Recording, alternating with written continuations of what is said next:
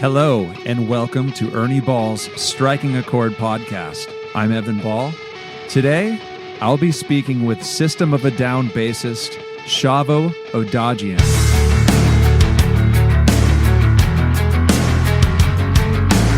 In this conversation with Shavo Odadjian, we speak about his move to the U.S. from Armenia as a kid, the founding and early days of System of a Down, their live plans for next year, and the unique band dynamic of sort of cordoning off the recording aspect of the band while continuing to tour together and maintain strong friendships, and dealing with the public obsession with a new System record. Shavo also discusses the albums that have had the greatest impact on him and his new band, Kingsley. They've been busy writing lots of material and have begun releasing some of the songs. So without further ado, ladies and gentlemen, Shavo Odadjian.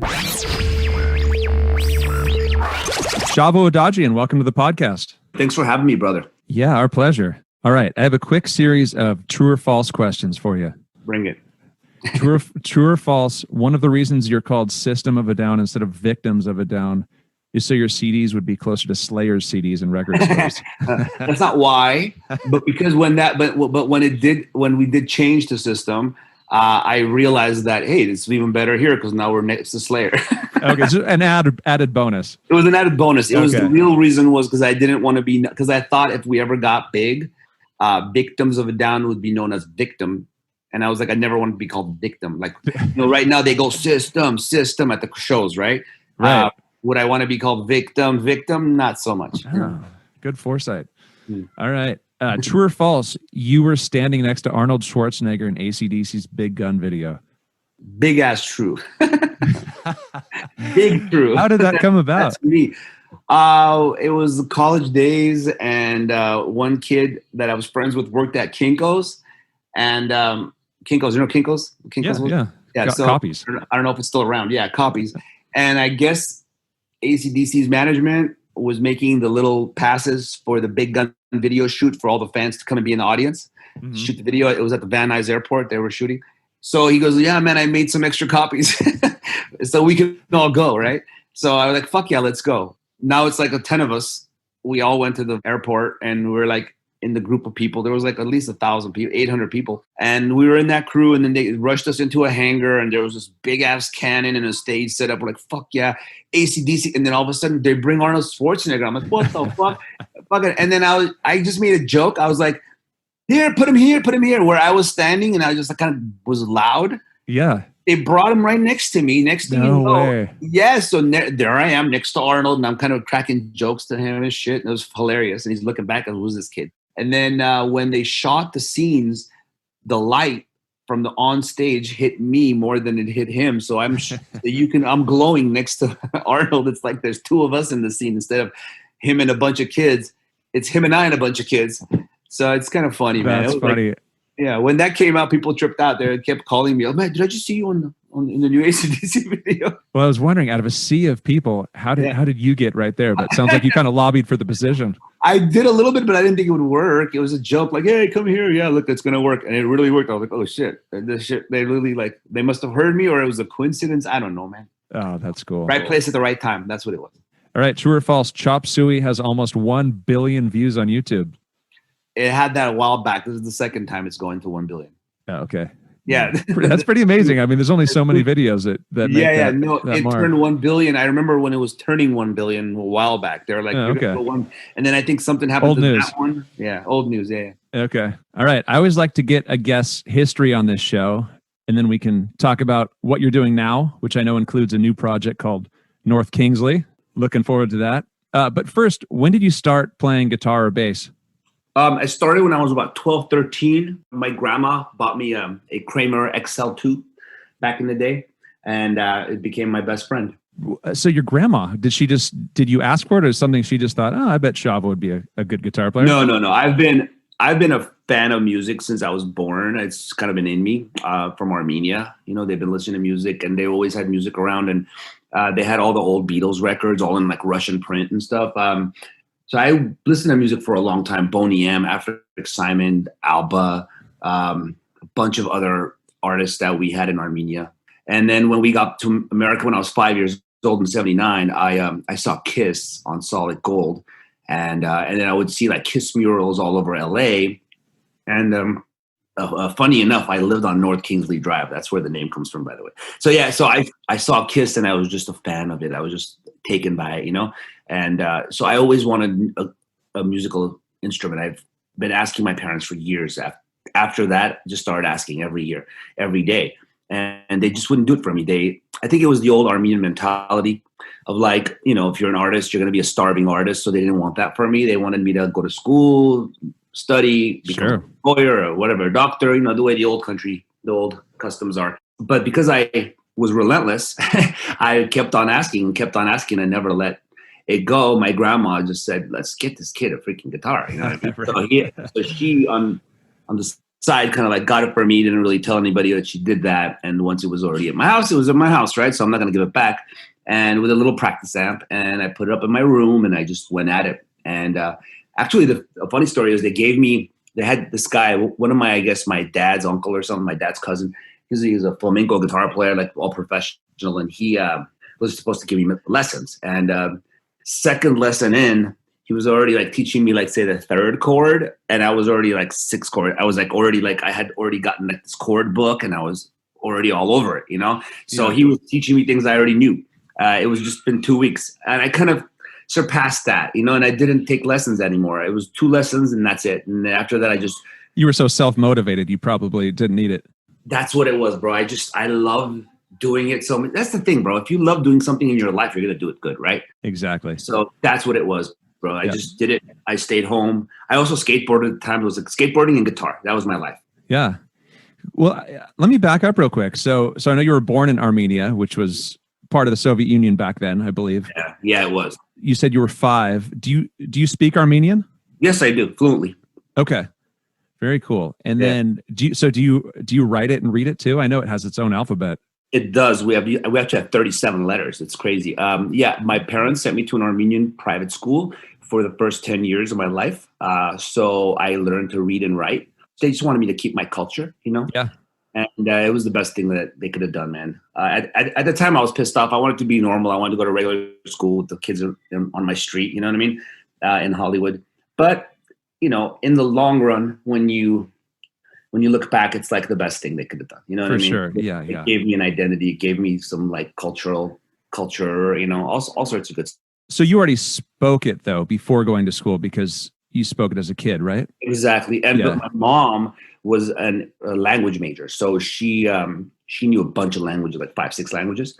So she knew we were going to come to America. This was all planned, of course, because it wasn't just me and my mom and dad who came. It was like, I don't know, like cousins, aunts, uncles, everyone just kind of really okay 30 people and like moved together as a like a team, a group of people. So I kind of knew English too a little bit, like just like words and like phrases and stuff. So it wasn't like I came here and I was like nothing, but it was kind of hard, man. It was kind of hard. Actually, I didn't right away go to Armenian school. My kindergarten, I went to a public kindergarten in Hollywood called Ramona Elementary. And there it was a culture shock, it's like, fuck. Yeah. I've never been away from my folks. Yeah. So I kind of had like separation anxiety. I just remember crying a lot and not wanting them to leave me there. And, there was a bunch of different cultures and races and stuff. And so it was a big culture shock. Yeah, you're 5 years old. Yeah. 5 years old. And now all of a sudden I have to be like, go to school. I never went to school in Armenia. Hey, I'm curious. So Serge and John, singer, drummer of System of a Down, I know they were born in Beirut. Was it kind of a diaspora community where they also spoke Armenian? We all spoke Armenian. Okay. They're born in Lebanon, but they're Armenian. They're just, after the genocide, in 1915, majority of the Armenians scattered across the world. So hence we have Armenians from all over the place. Like we have Iraqi Armenians, Lebanese. Right. So they were still in a community in Beirut, right? Yeah, they were in an Armenian community in Beirut. A lot of people came to America. A lot of people went to the UK. Originally, when we moved to America, we moved to New York. And I lived in Queens for a few months. We were going to just stay there. So my life was going to be totally different. But my dad's side decided to move to West Coast, while my mom's wanted to stay on the East Coast. But my mom decided to, of course, move with my dad and my dad's side, so I can have a family and a dad and stuff. You know what I mean? A father. So because of that one move, I became an LA kid and grew up on North Kingsley and saw skateboarding and saw music and chose that as my life. I could have gone completely different. Was it an Armenian neighborhood? Okay, at the moment, North Kingsley is in. It's funny because they call it Little Armenia now, and at the time, that's not what it was. It was just a neighborhood in LA. There was people didn't know what an Armenian was. You know what I mean? An Armenian was like this exotic like race. You know, what's an Armenian? Is it Albanian? Is it Romanian? You know, it was like anything with the IAN. They just put it all together. Well, after I think System, we kind of like opened the world up to more Armenians, and Armenians started like speaking more and being more like. Yeah, that's amazing. You guys became such strong cultural ambassadors. It's crazy, right? Yeah. Yeah. And so all you guys went to that same Armenian school, right? Where curriculum was taught bilingually? Yeah, 3 of us did. Darren, Serge, and I. Did you know each other while you were in high school? Or actually, was this high school? I don't know how many grades it went to. It goes 12 grades. Well, okay, we knew of each other, but we weren't friends. Like we weren't buddies. We were. Serge was many years above Darren and I, and Darren was 1 year younger than me. So he was like, if I was in 6th grade, he was in 5th grade. But Serge was like 5-6 years, maybe more ahead of us. So they have like a picture of you guys in the cafeteria? That would be funny, right? That'd be great. All right. So moving forward to music. So initially, Darren and Serge are in a band together called Soil, and you became the band manager, right? Yeah, that's kind of how it happened. Okay. It was more like, okay, so I used to always like try myself out. This is when I moved to the bass. I was a guitar player for the first 12 to like 17, 5-6 years of my life of music. I was a guitar player. But as I got better and I wanted to start bands, the bass players were either one of two. One was like they were either trying to be virtuosos, like a Les Claypool, you know what I mean? Right. Or they just weren't picking the bass up. They weren't like meat and potatoes. I always saw bass player as like the rock, the steady, the keep the groove. You know, you don't have to battle the guitar player. You have to do what you do, so the guitar player has this open place to do whatever they do, and so both of you can shine. Right, you know? right. What I started seeing was a lot of people in competition with the guitar player. Bass players had like this chip on their shoulder going, well, since I'm the bass and I'm behind, I have to do more, which is the wrong way to go, right? So I kind of at some point decided I'm going to have to do this. So I traded in I had a Randall half stack, the big dime bag amp, which I swore by. Had the greatest crunch, greatest sound. I traded that in for an Ibanez bass at Guitar Center when I was like 17, 18.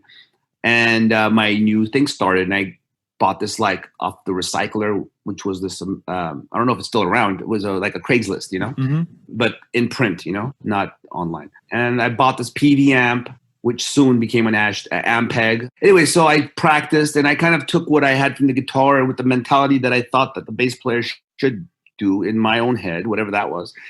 I kind of did that. And I found some bands to play with and jam with. So I'm just leading out to how I even re-met these guys. So I was in Burbank at a studio down in like the off-ramp of the 5 freeway. I rehearsed with this band called Roswell. In that complex, an old friend of mine was also jamming. He had this band. It was like an 80s vibe like band. And he was like, I have this guitar player coming in. Stick around. I want to hear what you have to say about this person, right? And I was like, okay, sure. You know, he wanted my opinion because, you know, we played together. He liked my suggestions, my opinions. In walks Darren. And I'm like, I remember this kid from somewhere, you know? He said, he went to school with us. And people, oh, wow, okay. So, he put his guitar on, and they jammed like songs like Ain't Talking About Love and like Rush and all these, like they did covers, right? And I was like, dude, this kid jammed the guitar and sang. He sang too. I was like, seriously? Actually, he was going to come in, I think, to be a singer. I think they were trying him out as a singer. Okay. So rewind, yeah. As a singer, but he also played guitar. They had 2 guitar players, right? One was the guy's brother, and one was this other strange guy that I guess was in for maybe a couple of weeks or months. And my suggestion at the end of the night was, I go, Dave, dude, watch. This guy is so badass. I said, you should hold on to him as a singer and as a guitar player. Get rid of that one guy because he doesn't fit in the band. And I go, it could be a great unit without having an extra member, so you'll still be 4 members, Yeah. but the singer will play guitar and it'll be awesome. So that's what happened. That's what they did. Eventually that band broke up, and the bass player, my friend Darren, and Serge was in another band playing in the same complex. So I say now it's 3 units mixing, you know what I mean? Yeah. So they got Serge to sing for this new unit they started called Soil. And this music was coming out with the drummer. It was this Hawaiian kid drumming. It was really badass drummer. He had these like huge, his drum set was huge. Like the toms were huge. The kit was huge. Like this big ass thing. He would hide behind it, A lot of cymbals, you know what I mean? Like cymbal crasher, you know what I mean? But the dude knew how to write songs. So I think he developed also Darren's songwriting. They were writing songs, and I would play with my band, and then I would run in their place, and I would hang out with them when we took breaks, because these are my old friends. They became friends more, We got closer and closer and closer. And as we bonded, there was no room for me to join the band. So it was like, you talk well, you know things, why don't you be our manager? I'm like, fuck, I'm down, I'll do that. And so that's what it was going to be. I was going to be there. Okay. So that's how it started. So they got one gig at a club called Fade Do. I remember this like it was yesterday.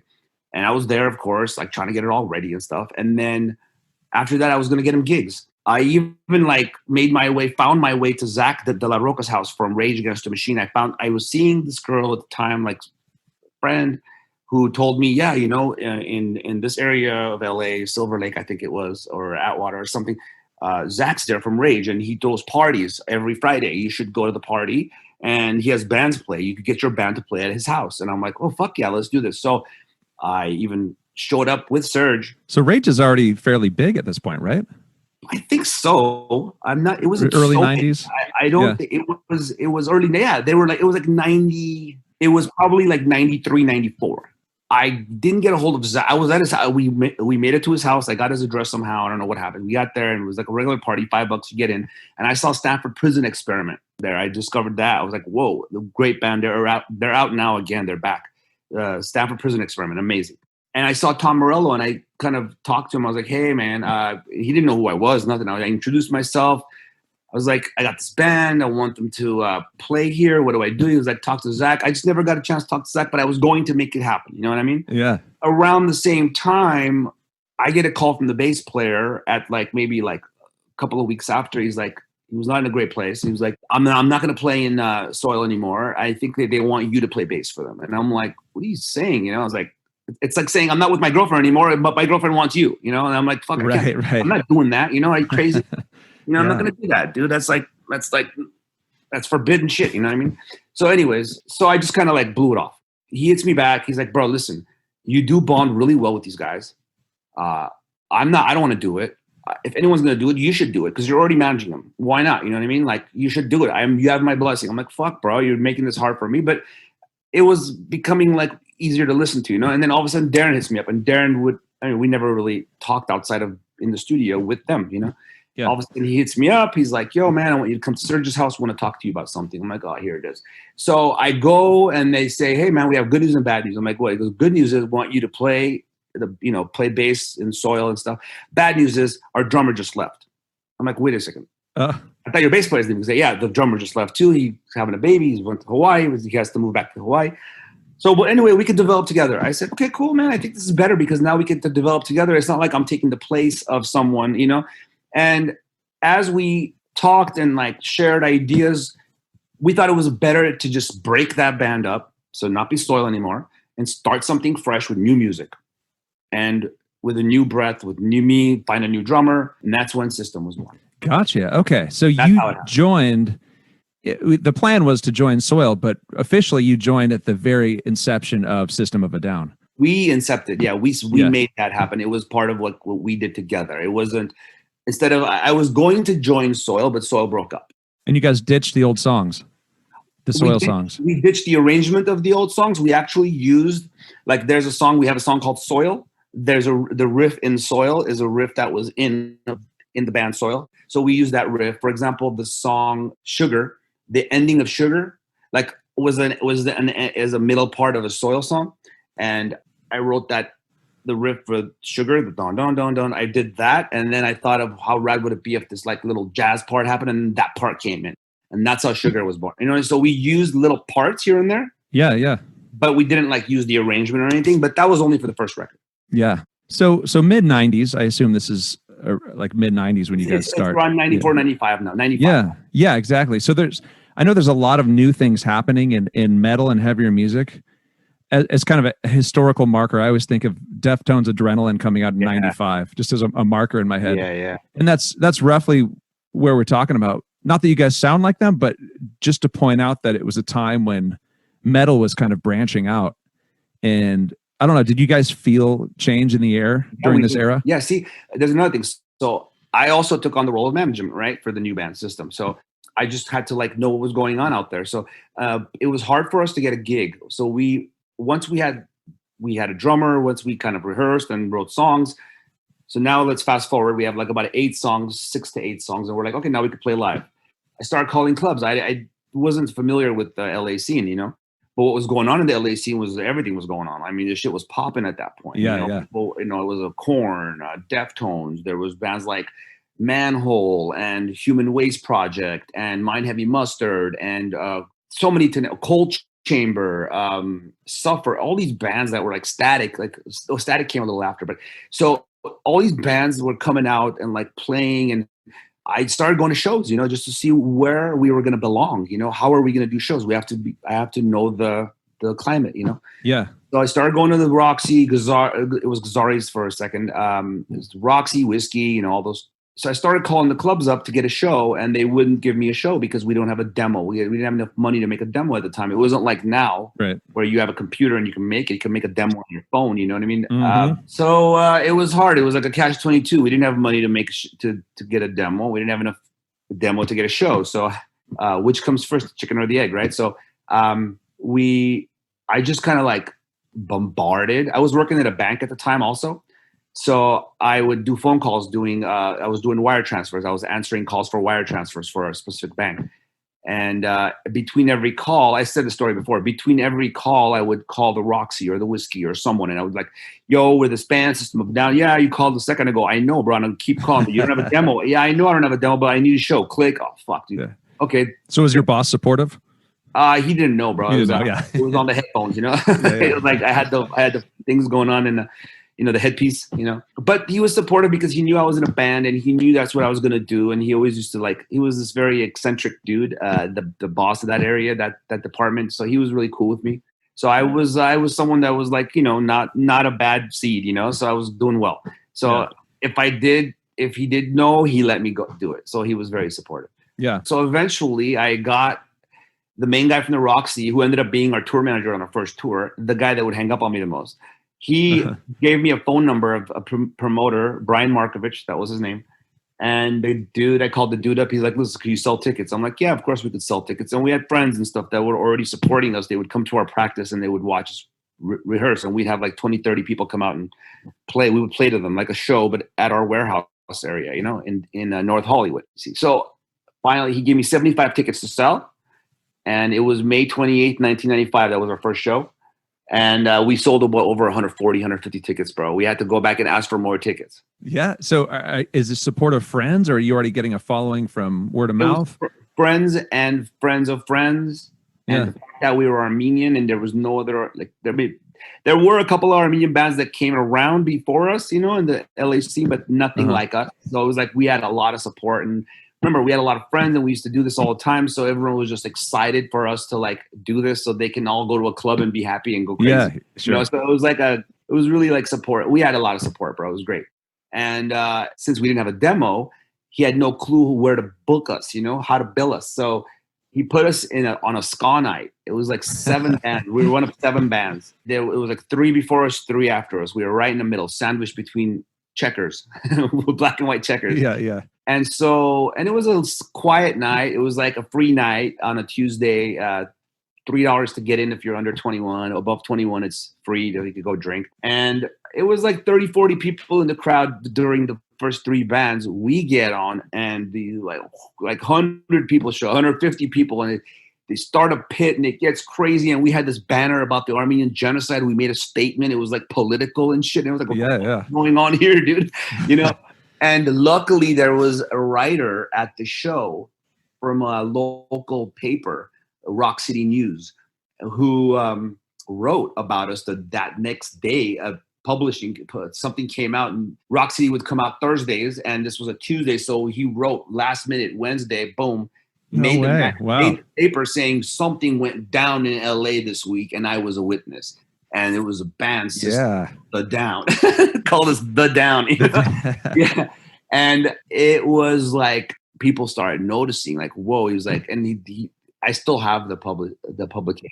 So man, I just took that and ran. And then I already booked that night of the first show. I booked the second show a month after at the Whiskey, and we sold the same amount of tickets. And then after that, we never had to sell tickets again. Let's hop over to North Kingsley real quick. Yes. So if people haven't heard it, but they know System of a Down, how do you describe North Kingsley's music? It's not like System of a Down's. Right. I don't have, I mean, there's the DNA of the riffs and stuff because I've written riffs for System, you know, as I said. So it's still me writing riffs, and I've really progressed throughout the years. You know, I think I'm a lot better at it. I know how to arrange better. I know, I'm like doing in North Kingsley what I saw Rick do to us. You know, I'm also producing it. Yeah. And I'm accompanied by two amazing people, Sorrow and Ray. Sorrow's the sickest producer. He keeps amazing me with his beats and his sounds and shit that he's doing. Yeah. What's his background? His background is he came in. Okay, look, I met him at my friend's studio, and I just was like intrigued by the fact that he knew how to run like Logic Pro so well. That's the program that's on the Macs, you know, to make music. Yeah. And I was like, man, teach me what you know. You know, he's like, fuck yeah, I'll teach you. And he was in this little side project, not side project, little band with Ray. And they had songs, and they were cool, politically charged and shit, like socially charged and aware. And I was like, that's good shit. But I had this other thing in mind, you know?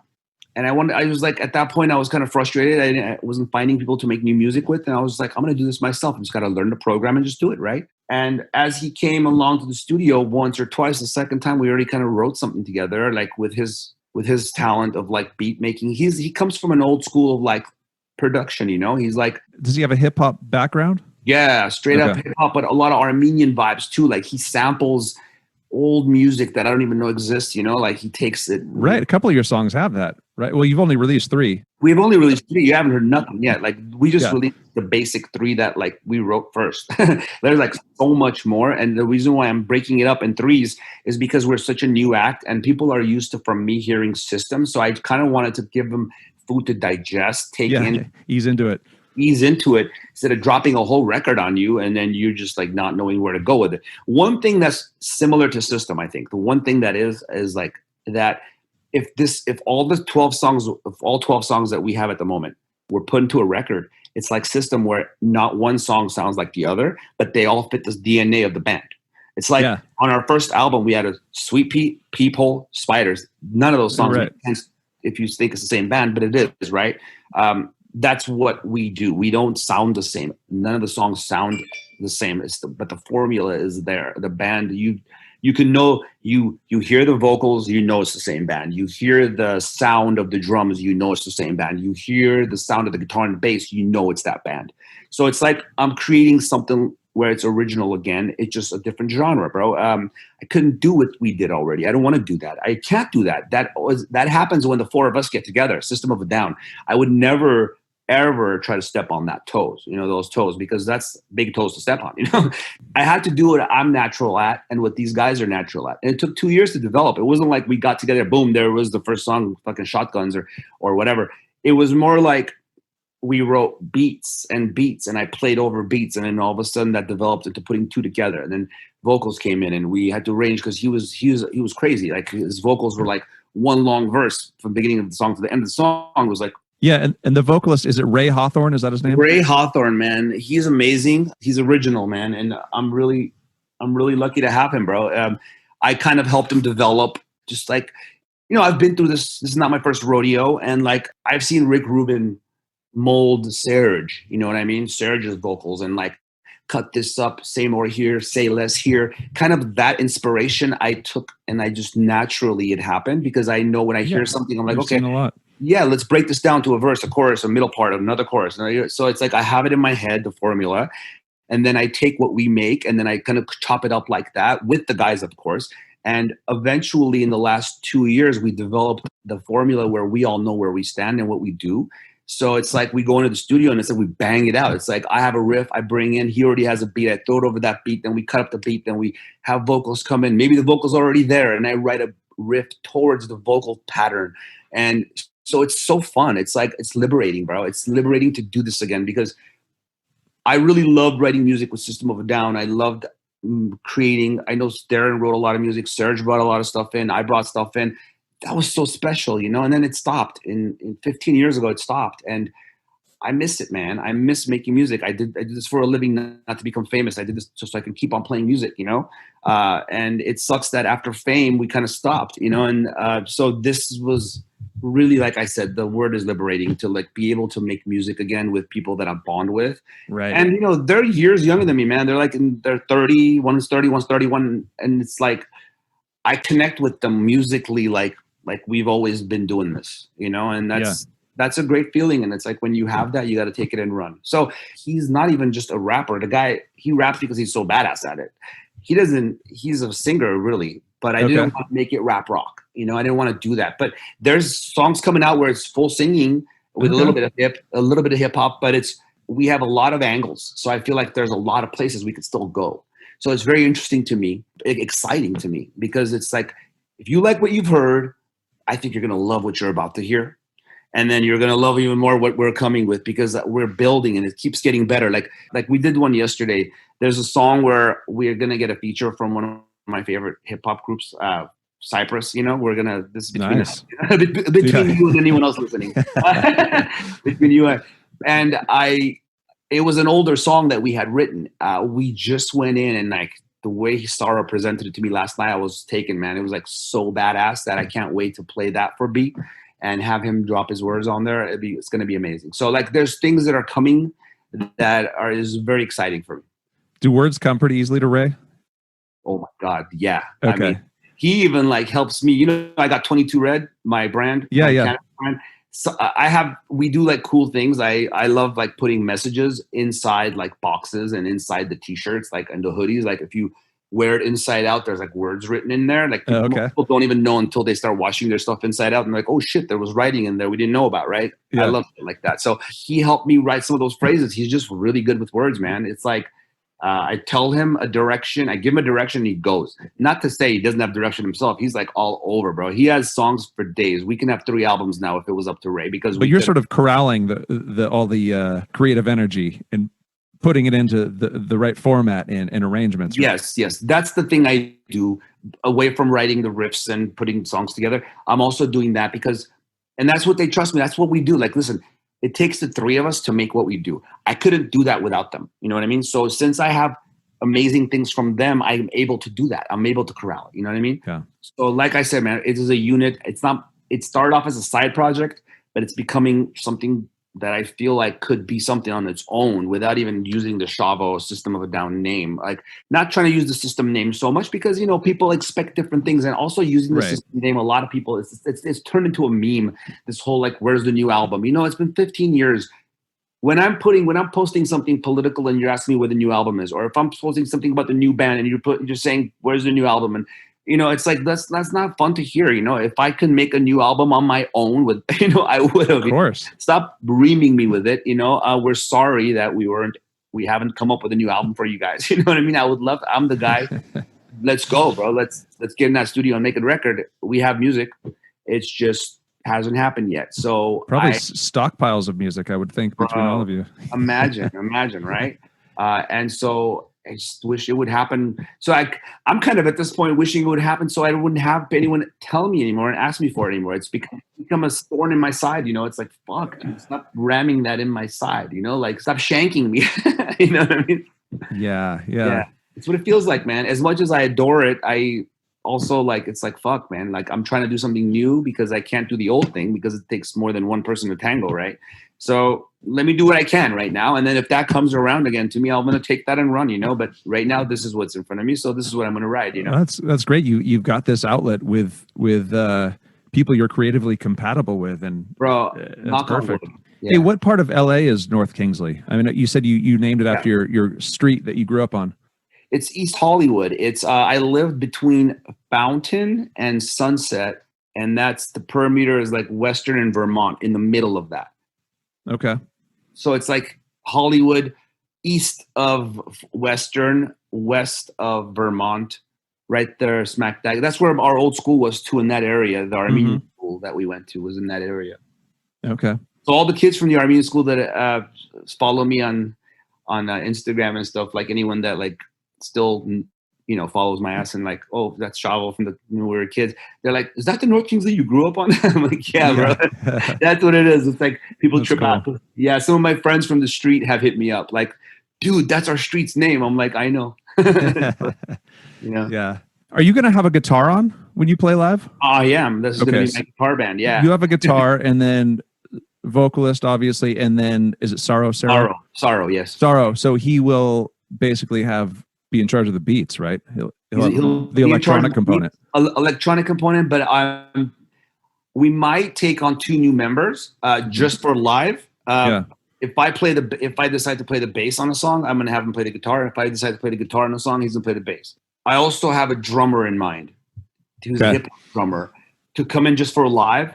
It'll make it more exciting. But I don't want to take away that beat savvy that he has, that Sorrow has, that like element of like the low tones and the sounds. I don't want to change that. I don't want it to turn into new metal. Dude, that's what we're not doing. That's something we're way on another platform, But sometimes it's a thin line, because when you have a drummer and you have a rapper and you have guitar and bass, it turns to that.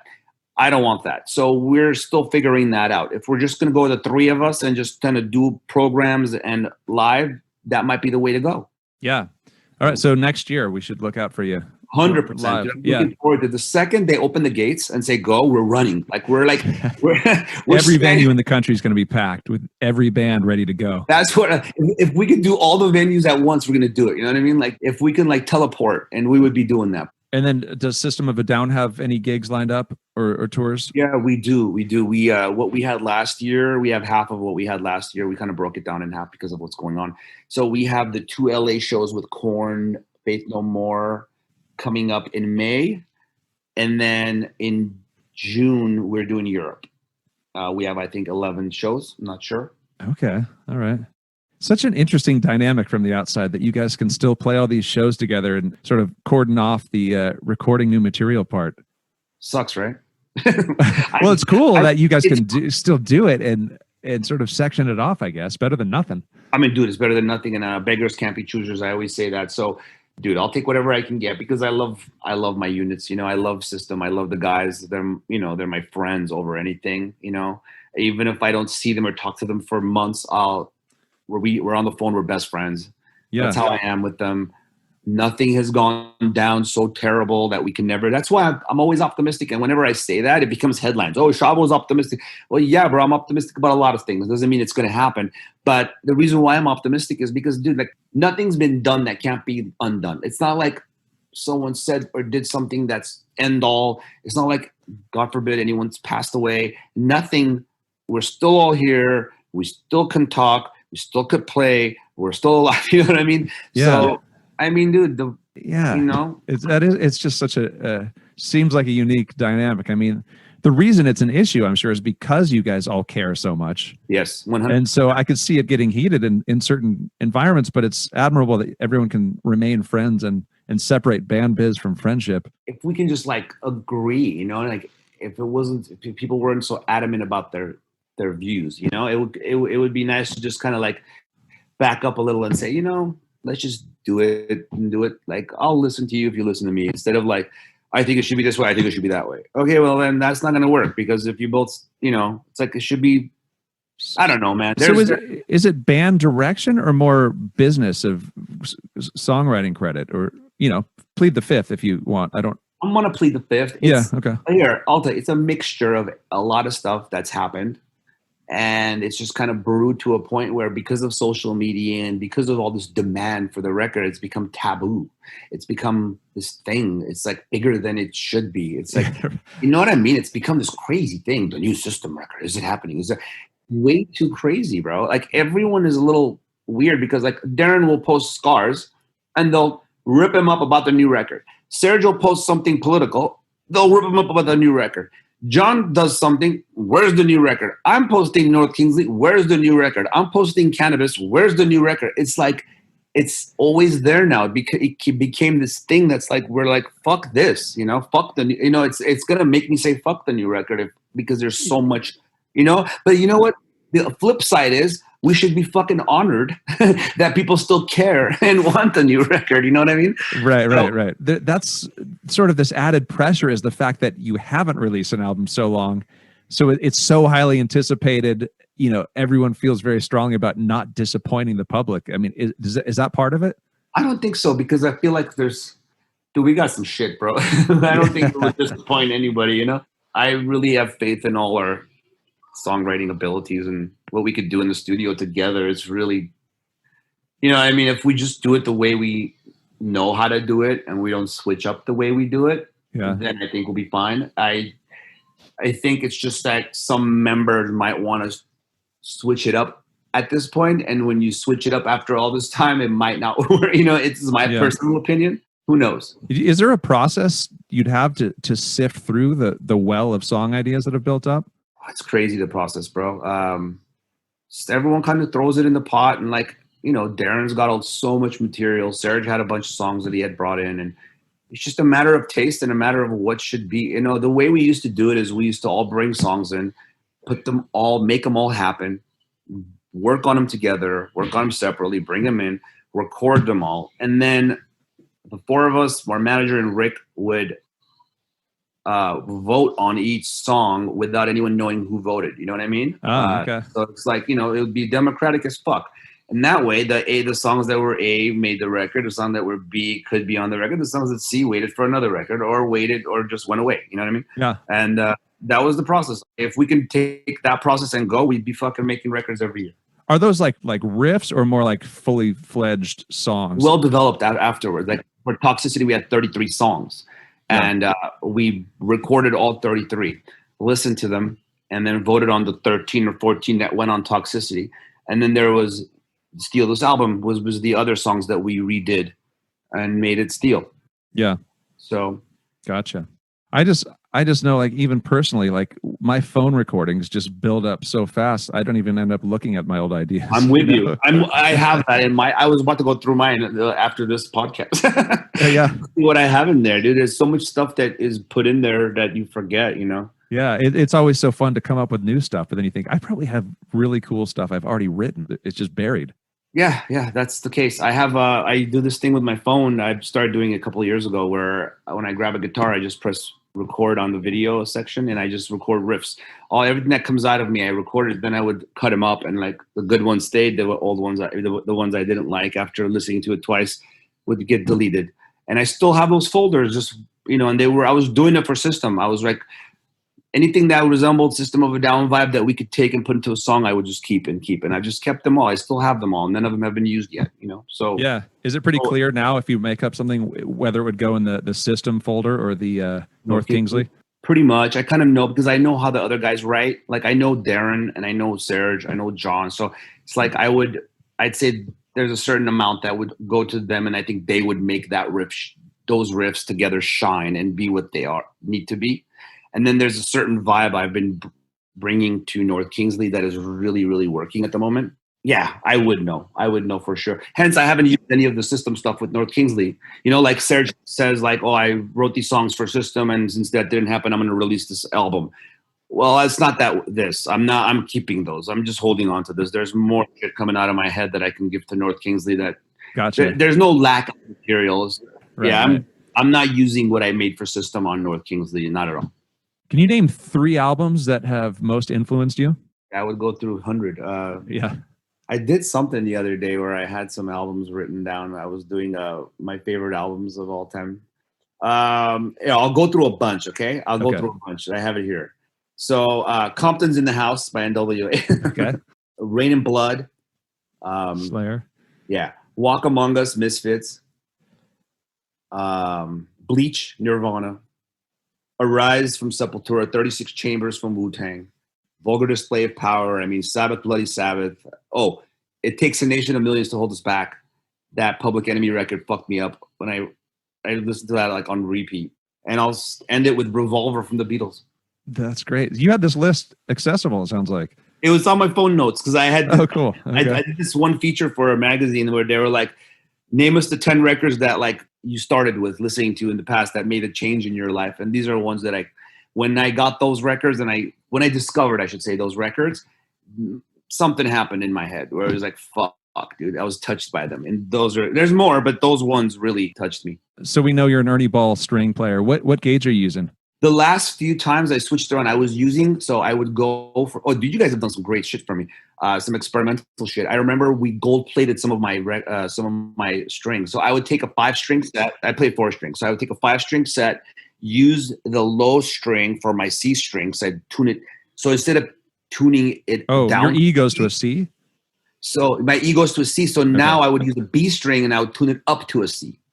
Know what I'm saying? Right. Yeah. The B string on a 5-string. So I would use that for a C string. So I would tune it up to a C. So it was a tighter than it was. So we'd have to intonate the bass all the time, re-intonate because it's just really tight. That's a big 4th string. Yeah, dude. So, and then I would use 3-2-1 for 3-2-1, but I would leave the 4th string out of the 5-string set. So that was how I did it for a while. So then I was thinking, the time I used to play a lot with Wu-Tang. I toured with Wu-Tang for a bunch, playing bass for them. And I didn't even make it news. I just did it, and then whoever saw it, Yeah. And I kind of was in this whole rap game thing. And so I asked you guys if you could dip because I know gold is a really soft metal, right? So gold plated strings, I used to use gold plated strings, actual gold, and it would make the sound so fucking warm. So every time I played with Wu-Tang, first of all, I looked badass. I had gold strings, right? And secondly, and I was using your bongo bass too at the time on stage with Wu-Tang. Yeah. And I would use those gold-plated strings, bro. And then who I gave my last bass to was Jizza's little son, Justice. He was learning how to play the bass, and he was really inspired by me, and he was on tour. Yeah. So it was the last day of the tour, and I took it off my neck, off stage, and I handed it to the kid. He cried. He had tears in his eyes. It's so beautiful. Oh, good to hear. He probably still has it, I hope, All right. Well, Shavo Odadjian, thanks for being on the podcast. Man, thank you for having me, man. This was good. It went down memory lane. Thanks for tuning in to Striking a Chord, an Ernie Ball podcast. Be on the lookout for new North Kingsley songs. And if you like the podcast, why not give it a kind review on your favorite podcast app?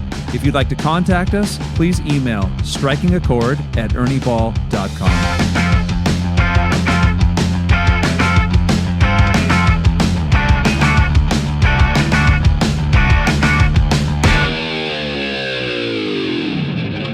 I'm a collaborator. I'm not like the solo artist that sits there and like, let me write the riff, let me write the vocals. Even though I can hold notes and I can totally do background and I can maybe sing even. That's not my forte, bro. It's not something that comes natural to me. What comes natural is what I want to do. And I think that's what North Kingsley is. It's like the stuff that I don't do, they do really well. So it's really a way of me being able to like put that into the package,